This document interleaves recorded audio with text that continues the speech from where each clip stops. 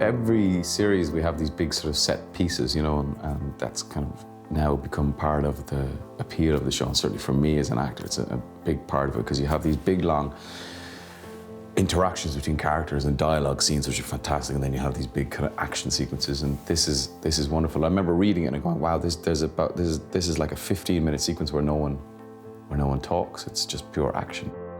The shootout between Tommy and Luca, I think, from as soon as we saw the scripts, realised it was going to be a major element in the series, and so a huge amount of planning went into finding locations that would allow us to recreate a kind of a stylised Birmingham from the 20s, and there was great streets in Manchester city centre, in Mangle Street, fantastic buildings close by that just gave us a huge amount of scale and allowed us to kind of let loose, and we kind of went big and it looked fantastic. And we just built up a sequence inside an old derelict building in Manchester, outside on the street and at the fire station. Then it was a matter of David storyboarding the whole thing and making sure that we had the sets all ready in order as how the storyboard went. And then it took probably about a week to shoot the whole thing. But really the key to all of that is storyboarding it. And if we hadn't storyboarded it, you'd be all at sea. So really it's being able to nail it in advance and knowing what you're going to do in advance. So I went to the locations, I went with the production designer, and we literally worked out shot for shot. So the actual storyboards for this, they weren't concept storyboards, they were actually at the location. So I'd say, I want this here, and I want this here, and I want that there. And in a way, it was the only way to do it, so as that we could actually funnel the resources into exactly what we were going to shoot and at what particular time.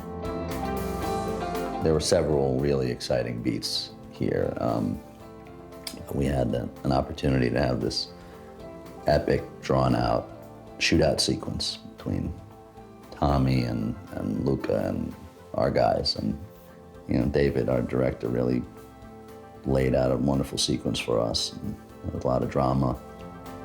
And it was fab to shoot that. We shot it over a week, which for a television schedule is a long time, like 5 days, it's a long time to actually give to one sequence. Normally you have to shoot stuff in like a morning. So it was quite a big deal, and we tried to give it some sort of scale and some sort of sense of the city.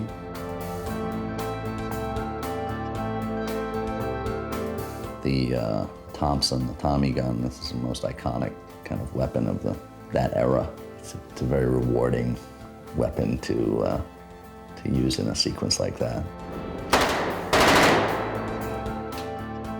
So we get real guns and we adapt them to fire blanks. Some are very straightforward, we just need to restrict the barrels.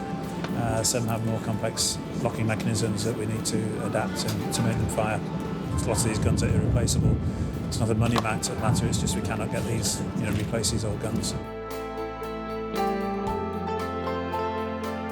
We've got a lot of effects, combination of bullet hit effects, head hits, we've got dust hits.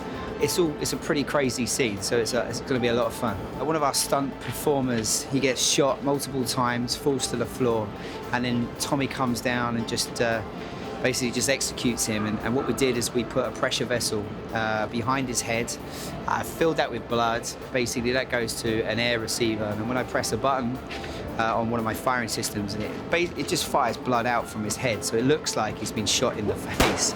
So it all went all over the floor and made a bit of a stain on the floor. I think we succeeded. It was certainly amazing to shoot it, because it's pure adrenaline, pure. I don't think I say anything at all until the very end. Those are the real fun moments when you have a chance to play them.